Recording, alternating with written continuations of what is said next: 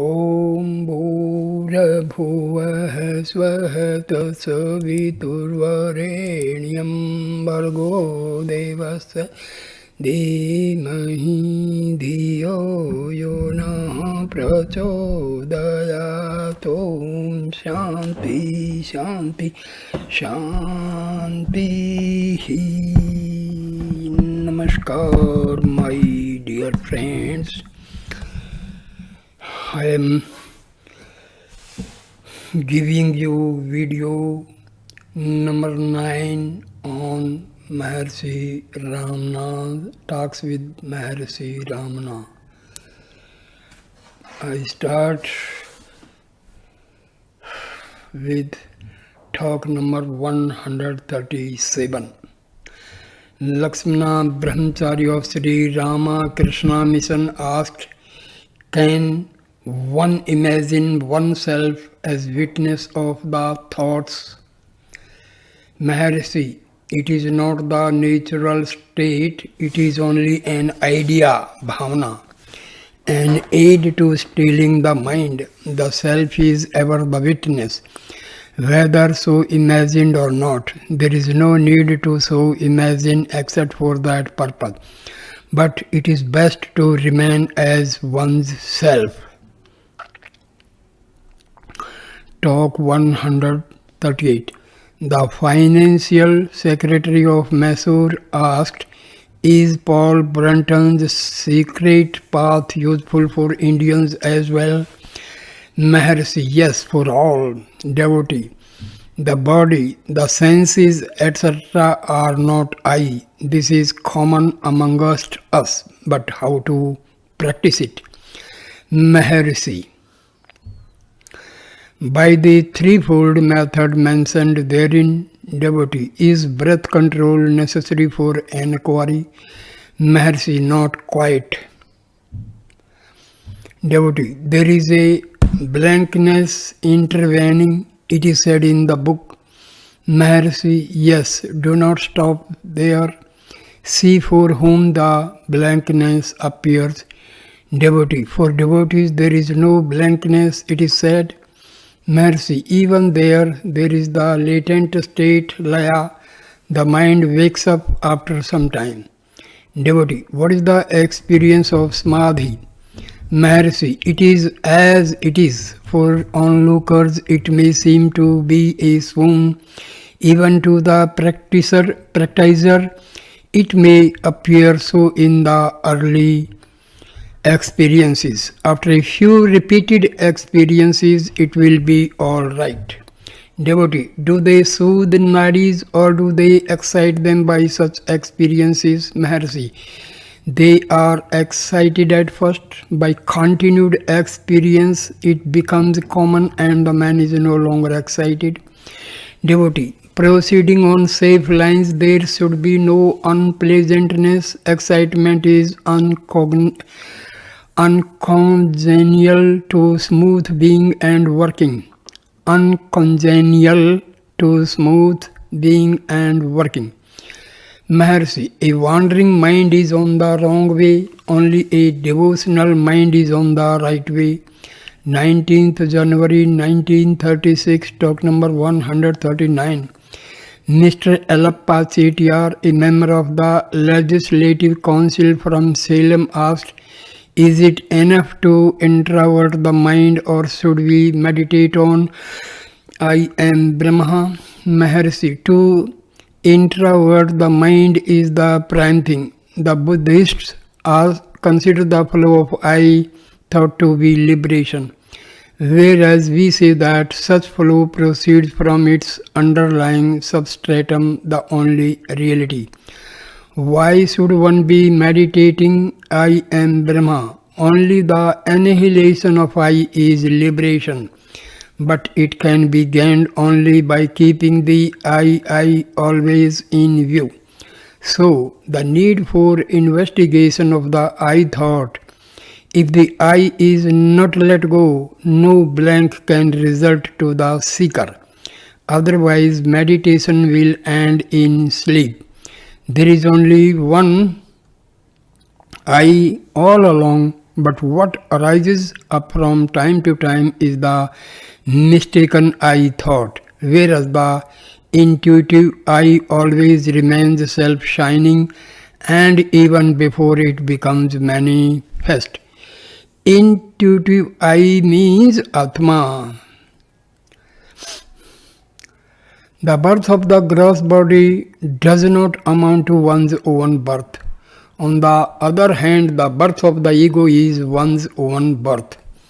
For liberation, nothing new remains to be gained. It is the original state and continues unchanged too. Talk number 140, devotee. What is reality? Maharshi, reality must be always real. It is not with forms and names. That which underlies these is the reality. It underlies limitations, being itself limitless. It is not bound. It is underlies unrealities, itself being real. Reality is that which is. It is as it is. It transcends speech beyond the expressions. For example, existence, non-existence, etc. Talk 141. The same gentleman later, after quoting a verse from Kabbalah, asked, "Can jnana be lost after being once attained?" Maharshi, jnana once revealed takes time to steady itself. The self is certainly within the direct experience of everyone, but not as one imagines it to be. It is only as it is. This experience is samadhi. Just as fire remains without scorching against incantations or other devices but scorches otherwise, so also the self remains veiled by vasanas and reveals itself when there are no vasanas. Owing to fluctuation of the vasanas, jnana takes time to steady itself. Unsteady jnana is not enough to check rebirth. Jnana cannot remain unshaken side by side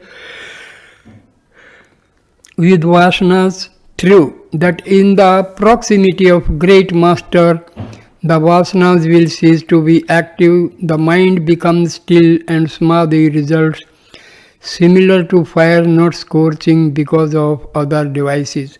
Thus the disciple gains a true knowledge and right experience in the presence of the master. To remain unshaken in it, further efforts are necessary. He will know it to be his real being and thus be liberated even while alive. Samadhi with closed eyes is certainly good, but one must go further until it is realized that actionlessness and actions are not hostile to each other. Fear of loss of samadhi while one is active is the sign of ignorance. Samadhi must be the natural life of everyone. There is a state beyond our efforts or effortlessness. Until it is realized, effort is necessary. After tasting such bliss, even once, one will repeatedly try to regain it. Having once experienced the bliss of peace, no one would like to be out of it or engaged himself otherwise. It is as difficult for a jnani to engage in thoughts as it is for an ajnani to be free from thought. The common man says that he does not know himself. He thinks many thoughts and cannot remain without thinking. Any kind of activity does not affect a jnani. His mind remains ever in eternal peace. 20th January 1936, talk number 142. Mr. Prakasa Rao from Bezwada, does not illusion become inoperative even before identity with Brahma results? Brahma Akaravirti, or does it persist even afterwards? Maharishi, Illusion will not persist after vasanas are annihilated. In the interval between the knowledge of the identity and annihilation of vasanas, there will be illusion. Devotee, how can the world influence a man even after identity with Brahma? Maharshi, first do it and see. You can then raise this question if necessary. Devotee, can we know it in the same way as we know our identity? Maharshi, are you different from the mind? How do you expect it to be known? Devotee, can the full scope of the Chitta Vilasa be known? Maharshi, oh, is this the identity of Brahma? Ignorance vanishing, the residue reveals itself. It is experience, not in the category of knowledge. 23rd January 1936, talk number 143. Mr. P. Brunton asked Sri Bhagavan if the hill here is hollow. Maharshi, the Puranas say so. When it is said that the heart is a cavity, penetration into it proves it to be an expanse of light. Similarly, the hill is one of light. The caves, etc., are covered up by the light. Devotee, are there caves inside? Maharshi, in visions I have seen caves, cities with streets, etc., and a whole world in it. Devotee, are there siddhas too in it? Maharshi, all the siddhas are reputed to be there. Devotee, are there only siddhas or others also? Maharshi, just like this world. Devotee, siddhas are said to be in the Himalayas. Maharshi, Kailas is on the Himalayas. It is the abode of Shiva, whereas this hill is Shiva himself. All the paraphernalia of his abode must also be where he himself is. Devotee, does Bhagavan believe that the hill is hollow, etc.? Maharshi, everything depends on the viewpoint of the individual. You yourself have seen hermitages, etc. on this hill in a vision. You have described such in your book. Devotee, yes, it was on the surface of the hill. The vision was within me. Maharshi, that is exactly so. Everything is within one's self. To see the world, there must be a spectator. There could be no world without the self. The self is all comprising. In fact, self is all. There is nothing besides the self. Devotee, what is the mystery of this hill? Maharshi, just as you have said in secret Egypt, the mystery of the pyramid is the mystery of the self. So also the mystery of this hill is the mystery of the self. Major Chadwick, I do not know if the self is different from the ego. Maharshi, how were you in your deep sleep? Devotee, I do not know. Maharshi, who does not know? Is it not the waking of self? Do you deny your existence in your deep sleep? Devotee, I was and I am, but I do not know who was in deep sleep. Maharshi, exactly. The man awake says that he did not know anything in the state of sleep. Now he sees the objects and knows that he is there. Whereas in deep sleep there were no objects, no spectator, etc.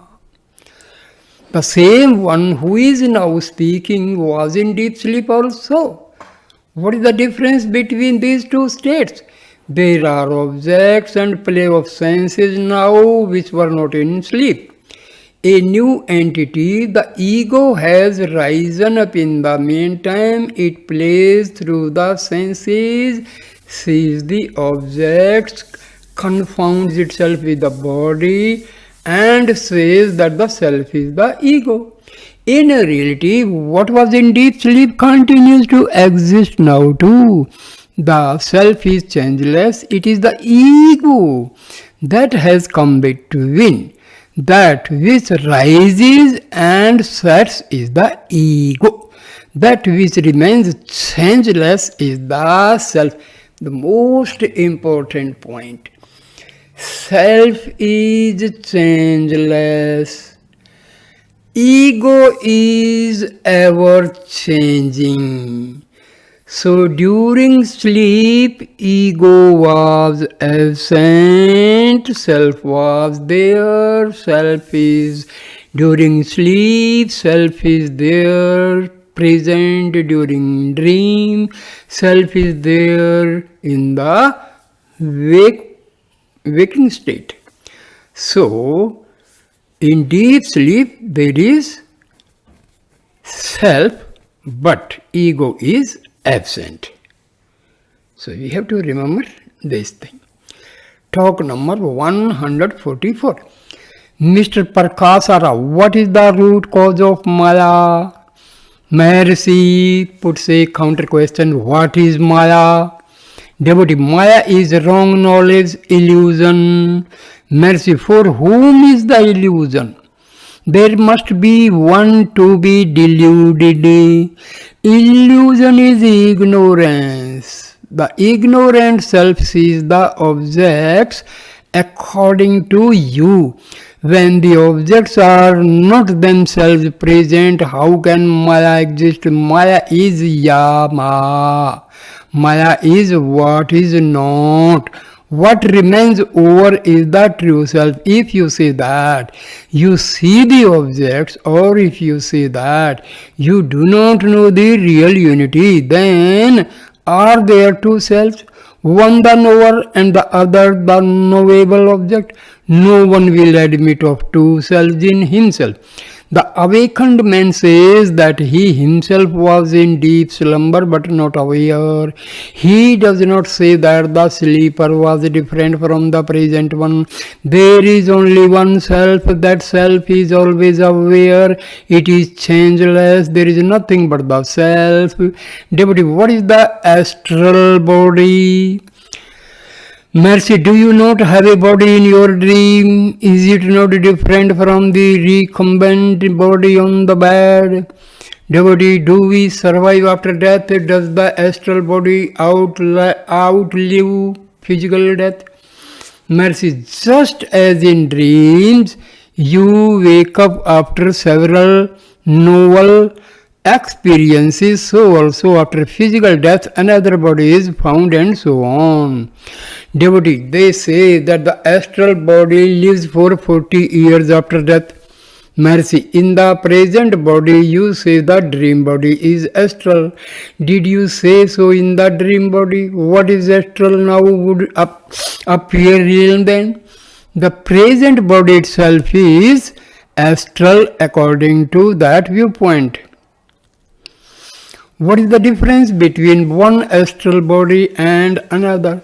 There is no difference between the two. Mr. Paul Brunton, there are degrees of reality. Maharishi, to say the dream body is unreal now and to say that this body was unreal in the dream does not denote degrees of reality. In deep sleep there is no experience of the body at all. There is always only one, and that is the self. Talk number 145. Mr. Paul Brunton, why do religions speak of gods, heavens, hell, etc.? Mercy, only to make the people realize that they are on a par with this world and that the self alone is real. The religions are according to the viewpoint of seeker. Take the Bhagavad Gita for instance, when Arjuna said that he would not fight against his own relatives, his elders, etc., in order to kill them and gain the kingdom. Sri Krishna said, not that these you or I were not before, are not now, nor will not be hereafter. Nothing was born, nothing was dead, nor will it not be so hereafter. And so on. Later, as he developed the theme and declared that he had given the same instruction to the son through him to Iskwaku, etc., Arjuna raised the doubt, how could it be? You were born a few years ago, they lived ages ago. Then Sri Krishna understanding Arjuna's standpoint, said, yes, there have been so many incarnations of myself and yourself. I know them all, but you do not know. Such statements appear contradictory, but still they are correct according to the viewpoint of the questioner. The Christ also declared that he was even before Abraham. Devotee, what is the purpose of such descriptions in religions? Mercy, only to establish the reality of the self. Devotee, Bhagavan always speaks from the highest standpoint. Is Sri Bhagavan with a smile. People would not understand the simple and bare truth, the truth of their everyday, ever present and eternal experience. That truth is that of the self. Is there anyone not aware of the self? They would not even like to hear it, the self, whereas they are eager to know what lies beyond heaven, hell, reincarnation, because they love mystery and not the bare truth. Religions pamper them only to bring them round to the self, wandering hither and thither. You must return to the self only. Then why not abide in the self even here and now? The other words require the self as a spectator or speculator. Their reality is only of the same degrees as that of the spectator or thinker. They cannot exist without the spectator, etc. Therefore, they are not different from the self. Even the ignorant man sees only the self when he sees objects, but he is confused and identifies the self with the object, that is the body, and with the senses and plays in the world. Subject and object all merge in the self. There is no seer nor object seen. The seer and seen are the self. There are not many selves either. All are only one self. 26th January 1936, talk number 146. In reply to Miss Leena Sarabhai, a cultured Indian lady of high rank, Sri Bhagavan said, the state of equanimity is the state of bliss. The declaration in the Vedas, I am this or that, is only an aid to gain equanimity of mind. Devotee, so it is wrong to begin with a goal, is it? Maharshi, if there be a goal to be reached, it cannot be permanent. The goal must already be there. We seek to reach the goal with the ego, but the ego exists before the ego. What is in the goal is even prior to our birth, that is, to the birth of the ego. Because we exist, the ego appears to exist too. If we look on the self as the ego, then we become the ego. If as the mind, we become the mind. If as the body, we become the body. It is the thought which builds up seeds in so many ways. The shadow on the water is found to be shaking. Can anyone stop the shaking of the shadow? If it should cease to shake, you would not notice the water but only the light. Similarly, to take no notice of the ego and its activities, but see only the light behind, the ego is the I thought, the true I is the self. Devotee, it is one step to realization. Mercy. Realization is already there. The state free from thoughts is the only real state. There is no such action as realization. Is there anyone who is not realizing the self? Does anyone deny his own existence? Speaking of realization, it implies two selves, the one to realize, the other to be realized. What is not already realized is sought to be realized. Once we admit our existence, how is it that we do not know ourselves? Devotee, because of the thoughts, the mind. Mercy, quite so. It is the mind that stands between and veils our happiness. How do we know that we exist? If you say because of the world around us, then how do you know that you existed in deep sleep? Devotee, how to get rid of the mind? Maharshi, is it the mind that wants to kill itself? The mind cannot kill itself. So your business is to find the real nature of the mind. Then you will know that there is no mind. When the self is thought, the mind is nowhere. Abiding in the self, one need not worry about the mind. Devotee, how to get rid of fear? Mercy, what is fear? It is only a thought. If there is anything besides the self, there is reason to fear. Who sees the second anything external? First the ego arises and sees objects as external. If the ego does not rise, the self alone exists and there is no second, nothing external. For anything external to oneself implies the seer within. Seeking it there will arise no doubt, no fear, not only fear. All other thoughts centered around the ego will disappear along with it.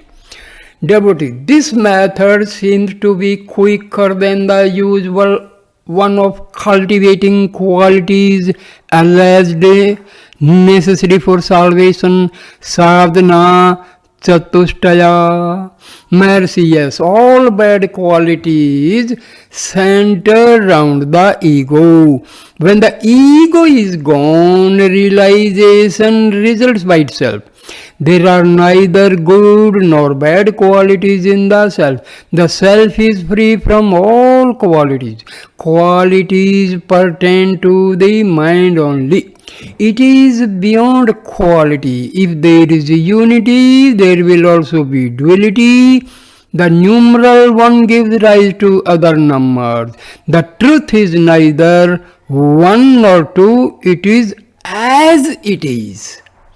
Devotee, the difficulty is to be in the thought-free state.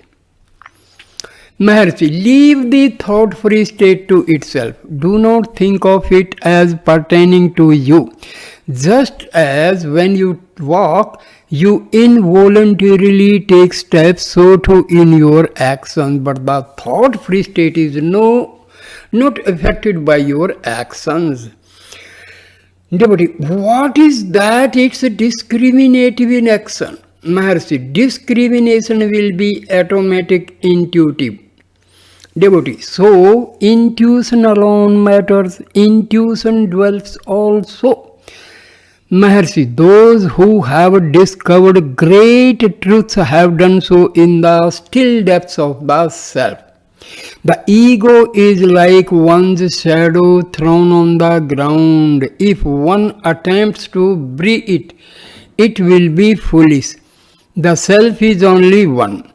If limited, it is the ego. If unlimited, it is infinite and is the reality.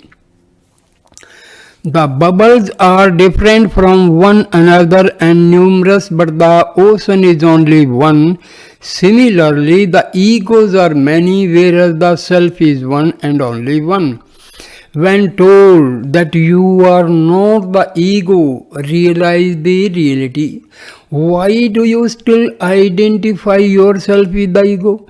It is like saying, don't think of the monkey while taking medicine. It is impossible. Similarly, it happens with common folk.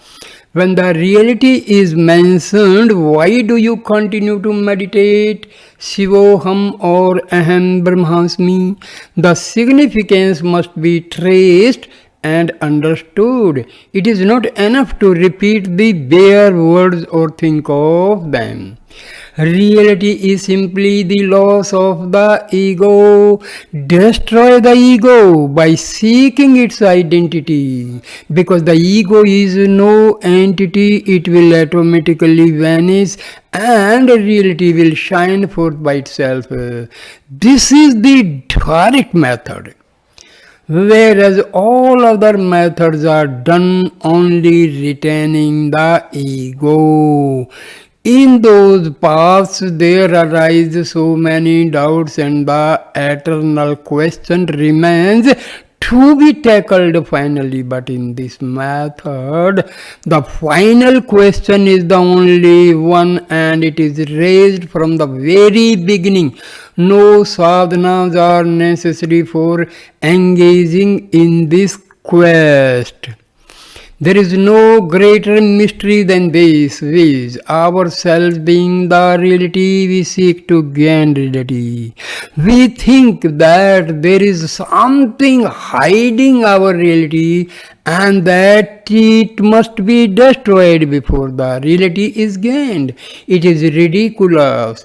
A day will dawn when you will yourself laugh at your past efforts. That which will be on the day you laugh is also here and now. Devotee, so it is a great game of pretending, Maharshi. Yes, in Yoga Vasishtha it is said, what is real is hidden from us, but what is false is revealed as true. We are actually experiencing the reality only, still we do not know it. Is it not a wonder of wonders? The quest, who am I, is the axe with which to cut off the ego. Talk number 147. In answer to a Kenri's sannyasi, Sri Bhagavan said, there are different grades of mind. Realization is of perfection. It cannot be comprehended by the mind. Sarvajnanavata, the state of all knowing, is to be sarvam, the all. The all pertains only to the mind. The known and unknown together form the all. After transcending the mind, you remain as the self. The present knowledge is only of limitation. That knowledge is unlimited, being so it cannot be comprehended by this knowledge. Cease to be a knower, then there is perfection. 27th January 1936. Talk number 148. A Gujarati gentleman said that he was concentrating on sound, nada, and desired to know if the method was right. Mercy, meditation on nada is one of the several approved methods. The adherents claim a very special virtue for the method. According to them, it is the easiest and the most direct method.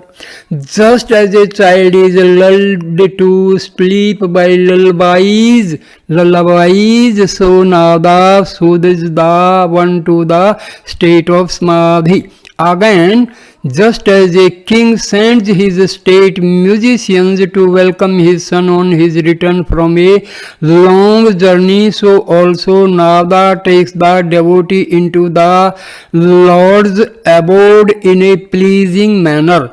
Nada helps concentration. After it is felt, the practice should not be made an end in itself. Nada is not the objective, the subject should firmly be held, otherwise a blank will result. Though the subject is there even in the blank, he would not be aware of the cessation of nada of different kinds. In order to be aware even in that blank, one must remember his own self. Nada upasana, meditation on sound, is good. It is better if associated with investigation vichara. In that case, the nada is made up of chinmaya and also tanmaya, of knowledge and of self. Nada helps concentration. 28th January 1936, talk number 149. In reply to a sadhu who asked if bhakti consisted in forgetting the body, etc., Sri Bhagavan said, "What do you care for the body? Practice bhakti and don't worry about what happens to the body." Talk number 150. Mrs. and Mr. Kelly, an elderly couple from America, and others of their company desire to know what they should do to gain concentration in face of discomforts of sitting and the sting of mosquitoes, etc. Mercy. The discomforts will not worry you if your concentration is right. Do not mind the discomforts. Keep your mind steady in meditation. If you have not the strength and endurance to bear mosquito stings, how do you hope to gain realization of the self? Realization must be amidst all the turmoils of life.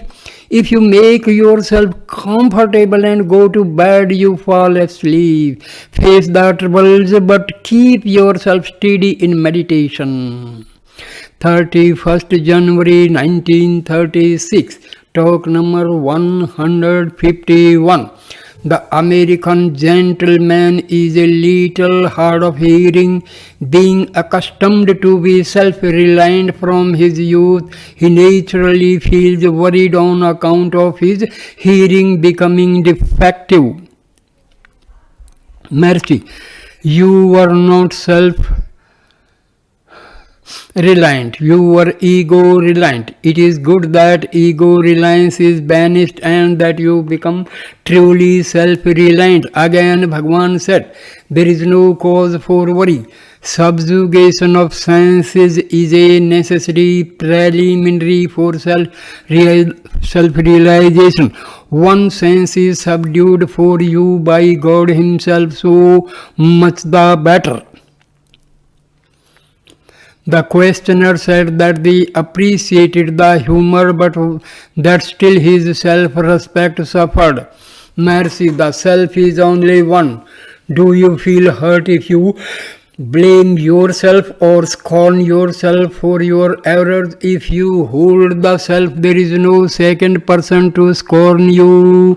When you see the world, you have lost hold of the self. On the contrary, hold the self and the world will not appear. 1st February 1936, talk number 152. Mrs. Kelly desired to know how she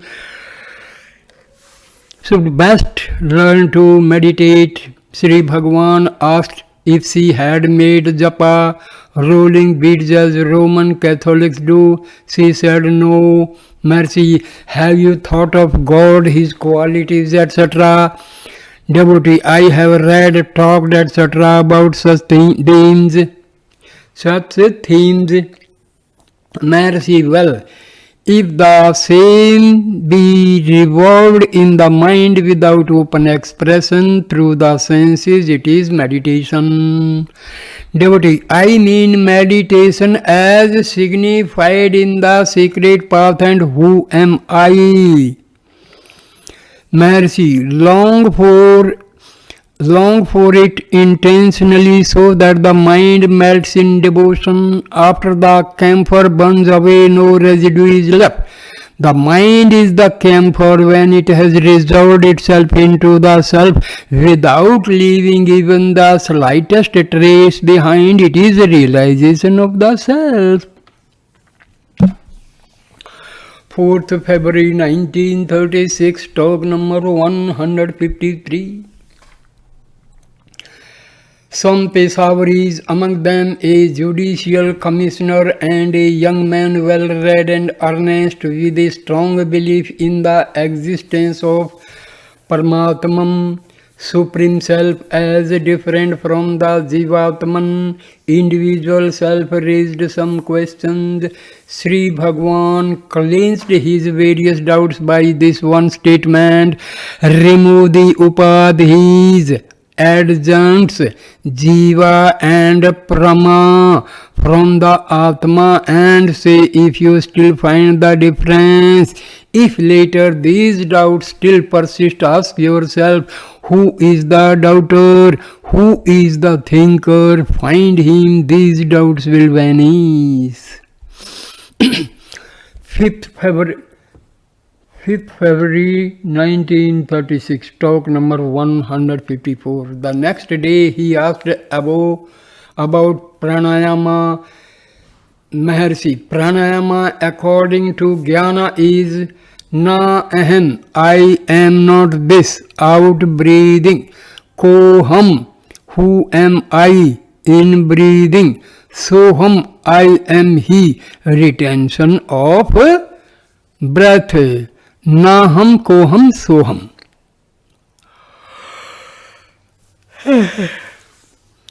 This is vichara. This vichara brings about the desired results. For one not so advanced as to engage in it, some meditation brings about suspension of breath and the mind ceases to be restless. Control of mind spontaneously affects control of breath. Rather, kevala kumbhaka, spontaneous retention of breath without attention to inhalation or exhalation results. For one unable to do this also, regulation of breath is prescribed for making the mind quiescent. Quiescence lasts only so long as the breath is controlled, so it is transient. The goal is clearly not pranayama. It extends on to pratyahara, dharana, dhyana and samadhi. Those stages deal with control of mind. Such control becomes easier for the man who had earlier practiced pranayama. Pranayama leads him to higher stages involving control of mind. Therefore, control of mind is the aim of yoga also.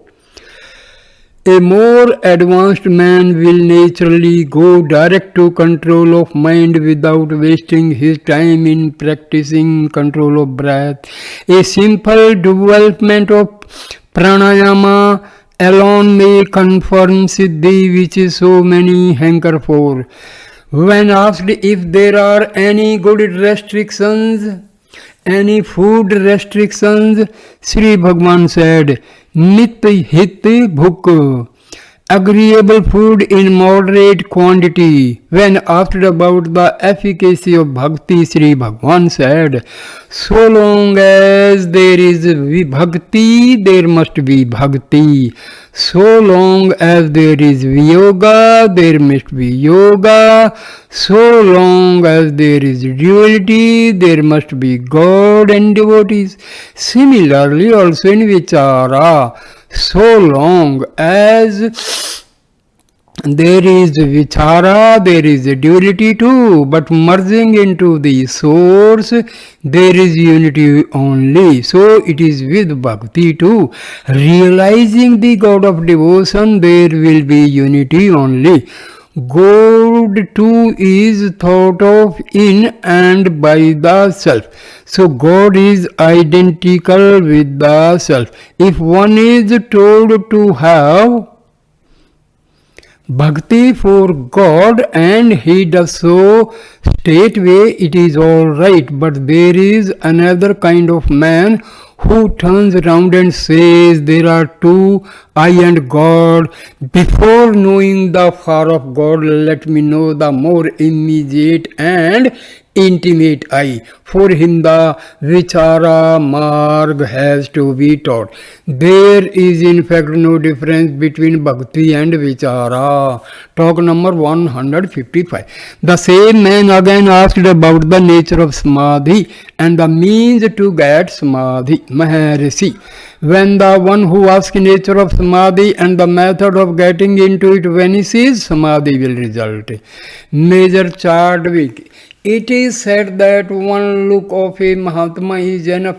that idols, pilgrimages, etc. are not so effective. I have been here for 3 months, but I do not know how I have been benefited by look of Maharashi. Maharashi says, the look has a purifying effect. Purification cannot be visualized. Just as a piece of coal takes long to be ignited, a piece of charcoal takes a short time, and a mass of gunpowder is instantaneously ignited. So it is with grades of man coming into contact with Mahatmas. Mr. Cohen, I get into meditation and reach a point which may be called peace and a contemplative mood. What should be the next step? Mercy. Peace is self-realization. Peace need not be disturbed. One should aim at peace only. Devotee. But I do not have the satisfaction. Mercy. Because your peace is temporary. If made permanent, it is called realization. So, I end the video here, the last, and the next video will start 9th February 1936, talk number 156. So, namaskar, my dear friends, please like, comment and share the video and subscribe my channel. Namaskar, मेरे प्यारे दोस्तों, my dear friends, नमस्कार, नमस्ते, नमस्ते, नमस्ते, नमस्ते.